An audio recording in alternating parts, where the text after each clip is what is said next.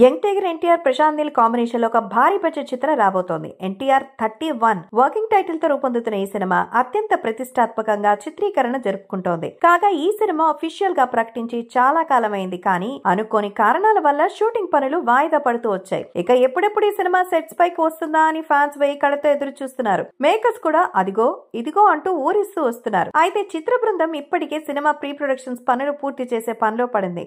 ఈ పనులు చివరి దశకు చేరుకున్నట్టుగా సమాచారం.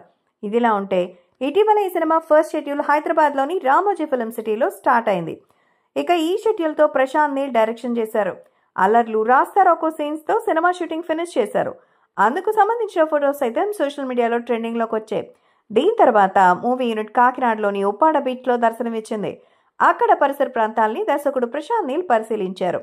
అందిన సమాచారం ప్రకారం షిప్పింగ్ తో పాటు తదితర సన్నివేశాలకు సంబంధించిన సీన్స్ ని ఈ బీచ్ లో షూట్ చేయబోతున్నట్టుగా తెలుస్తోంది. అందువల్లనే ప్రశాంత్ నీల్ ఉప్పాడ బీచ్ లో కొన్ని ప్రదేశాలని పరిశీలించారు.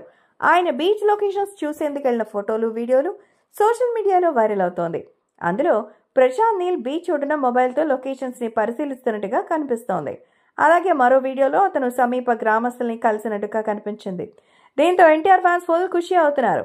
సముద్ర సన్నివేశాలు సినిమాలో ఉన్నాయంటే ఇక రచ్చ అని తెగ సంబరపడిపోతున్నారు. ఎన్టీఆర్ ప్రశాంత్ నీల్ కాంబో కోసం మాస్ ఎంట్రీ కోసం ఎదురు చూస్తున్నారు.